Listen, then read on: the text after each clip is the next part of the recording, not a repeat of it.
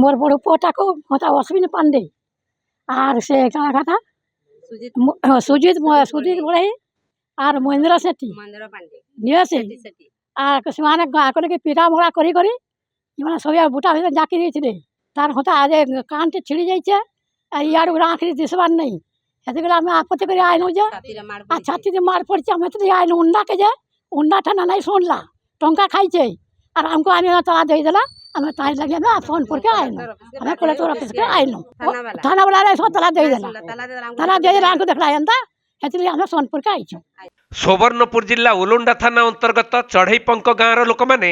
आज सन्ध्यारे जिला आरक्षी अधीक्षक कार्यालय घेराव करिसेंती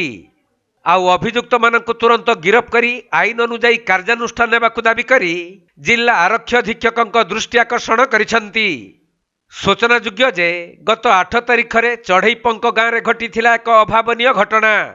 किछि असामाजिक युवक माने गाँवर गिरिधारी पांडे को अपहरण करि नहीं शारीरिक और मानसिक निर्यातना देइथिले। एपरिकी गिरिधारी को से अपहरण कर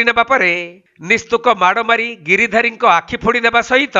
कानरे गभीर क्षत करिथिबा नै गिरिधारी परिवार लोक माने ओलुंडा थाना रे अभियोग करथिले।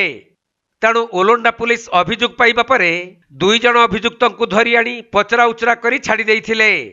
जहाकु नै गिरिधारी परिवार लोके और ग्रामवासी माने थाना घेराव करिबा परे पुणी अभियुक्त मानकु धरी आनी घटनार अनुसंधान करुछंती।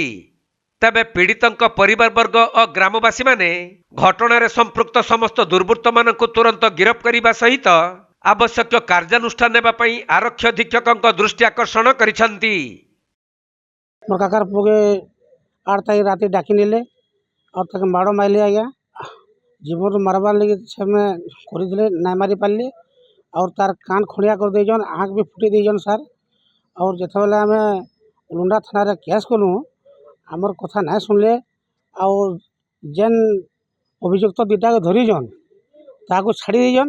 फिर जेनता थाना घेराव कर आलु आम फिर ताको पचली बाटू ताको नहीं भितर भरीजन और जिते वैसे ना शुणले आमर कथा अश्विनी पांडे के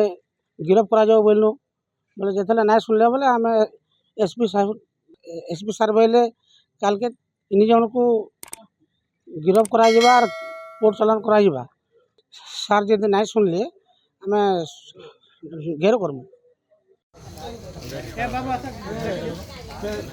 एसपी के बैठले न 8 तारिख रातिर 4टा सफाई के